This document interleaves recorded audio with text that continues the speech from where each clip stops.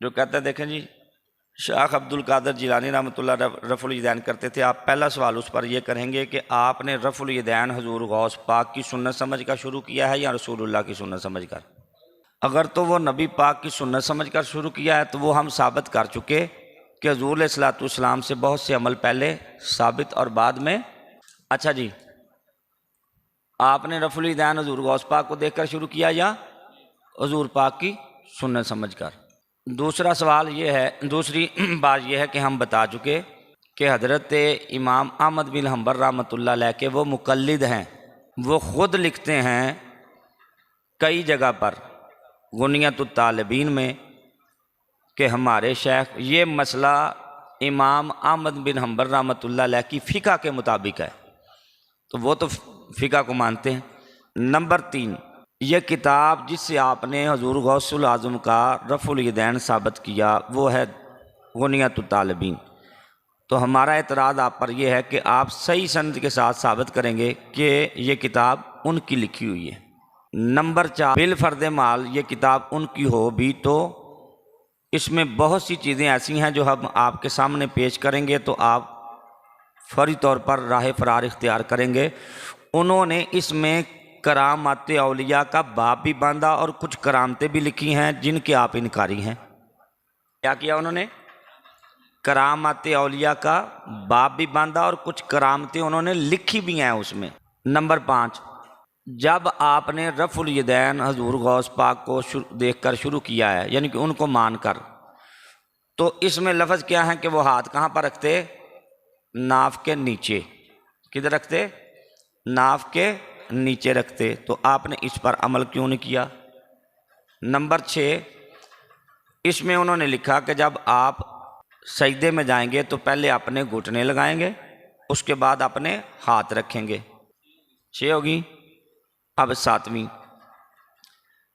حضور غوث العظم کی اگر یہ کتاب مان بھی لی جائے تو اس میں انہوں نے جس باب میں رفع الیدین کا ذکر کیا اس کو حیت نماز میں ذکر کیا، اور اس کے جہاں پر یہ باب ختم ہو رہا ہے وہاں پر انہوں نے یہ لکھا کہ نماز میں کوئی سنت رہ جائے یا حیت نماز میں سے کوئی چیز رہ جائے تو نہ سجدہ سہو لازم آئے گا اور نہ نماز باطل ہوگی۔ کہتے ہیں کہ بندہ رفع الیدین نہیں بھی کر رہا تو اس کی نماز میں اس کو کوئی اثر، نماز کی صحت پر کوئی اثر نہیں ہے، تو یہ بات آپ کے خلاف ہے۔ آپ تو اس کو کفر اسلام کا معاذ اللہ مسئلہ بنائی بیٹھے ہیں، آپ اس کو فرض واجب کا مسئلہ بنائی بیٹھے ہیں۔ میں نے ابھی رات کو ایک ساتھی کا کمنٹس دیکھا، اس نے لکھا ہوا تھا کہ شیخ عبد القادر جیلانی نے لکھا ہے جو بندہ رفع الیدین نہیں کرتا اس کی نماز نہیں ہوتی، تو میں نے اس کو آگے سے کمنٹس کیا کہ مہربانی کر کے مجھے کتاب کا وہ حوالہ پیش کر دیں جہاں پر حضور غوث اعظم نے یہ لکھا ہو کہ جو رفع الیدین نہیں کرتا اس کی نماز نہیں ہوتی۔ وہ کل سے بھاگا، ابھی تک نہیں آیا۔ کیا اس نے یہ بات کسی کلپ میں کسی مولوی صاحب سے سن لی ہوگی یا کسی یوٹیوبر سے سن لی ہوگی، ٹھیک ہے نا جی؟ تو اس نے جس طرح سنا اسی طرح آگے لکھ دیا، اور بدترین بندہ وہ ہے کہ جو کوئی بات سنے اور بغیر تصدیق کے پھر اس کو آگے بیان کر دے، تو یہ قرآن کی نص کے بھی خلاف ہے۔ ہاں، اگر آپ صرف غنیۃ الطالبین میرے سامنے رکھیں تو میں اس میں سے اتنی چیزیں پیش کر دوں گا کہ سوائے ان کو رائے فرار سے اور کوئی کام نہیں۔ میں مثال کے طور پہ شب برات کو وہ کہتے ہیں یہ جاگنا بدعت ہے، تو انہوں نے تو اس میں پورا باب باندھا ہوا ہے۔ یہ کہتے ہیں کہ حضور علیہ الصلوۃ والسلام نے رب کو دیکھا، یہ عقیدہ رکھنے والا کافر ہے، تو انہوں نے تو اس پر پورا باب باندھا ہوا ہے اس میں، وہ کیا کریں گے آپ؟ تو لہذا اسے کہتے ہیں میٹھا میٹھا آپ کوڑا کوڑا تھو تھو۔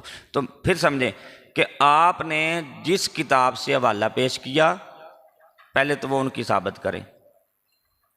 تو اگر آپ نے رفع الیدین غوث پاک کو دیکھ کر شروع کیا تو پھر بھائی رکوع جاتے ہوئے پہلے گھٹنے لگائیں، ہاتھ ناف کے نیچے باندھیں، اور یہ یقین بھی رکھیں کہ رفع الیدین نہ بھی کریں گے تو نماز بالکل صحیح ہے۔ اور آخری بات کہ چونکہ وہ مقلد کن کے ہیں؟